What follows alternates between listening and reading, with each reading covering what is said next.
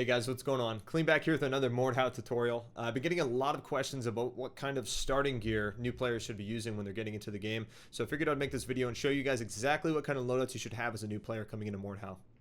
So the first thing you're going to want to know is that the head, torso, and legs are the only things in terms of gear that matter for gameplay. The armor is going to affect how much damage you take depending on what the type of weapon is, or maybe it's a throwable or so on and so forth. Neck, shoulders, arms, hands, waist, and feet, all cosmetic, does not affect gameplay whatsoever besides how cool you look. Cool factor is important though.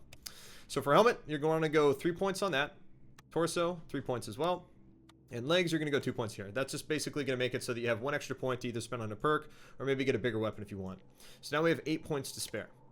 What I would personally recommend for new players is that you go for a longsword, because this is probably the most balanced and versatile weapon in the game in terms of damage, speed, drag, and excel ability, and its alt mode is also really cool because it does extra blunt damage against heavier armor.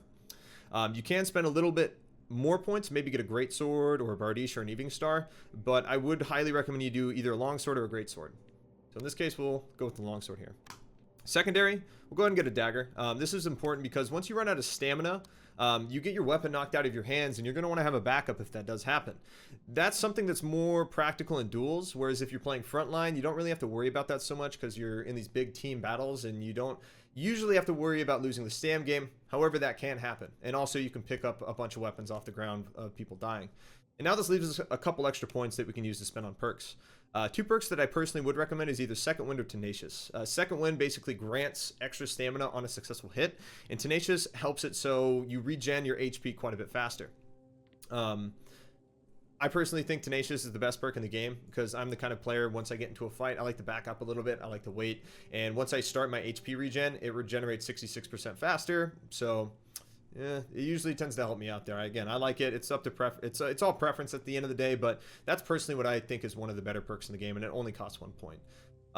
So that's pretty much it. 3-3-2 or 2-3-2 with your armor, and I would recommend like a longsword and a dagger. But if not, you can go with a bigger weapon that has more reach, does more damage. You know, maybe has different alt modes that you might be interested in. Because at the end of the day, Mordhau is the kind of game where it doesn't matter what gear you use. If you're a better player, you're gonna win. But having this as your starting gear is going to make sure that you're just not getting one-tapped by a lot of different weapons, and especially ranged combat, because if you use a level 1 helmet, most throwable items in the game will one-tap you if it hits you in the head, and same thing with bows. Archers will be able to one-tap you if they hit you in the dome. So hopefully this video was helpful, guys. Looking forward to see you guys out there on your 3-3-2 loadout longsword dagger builds out there on the battlefield, and I hope this tutorial was helpful. So peace out, take care, and I'll see you guys next time.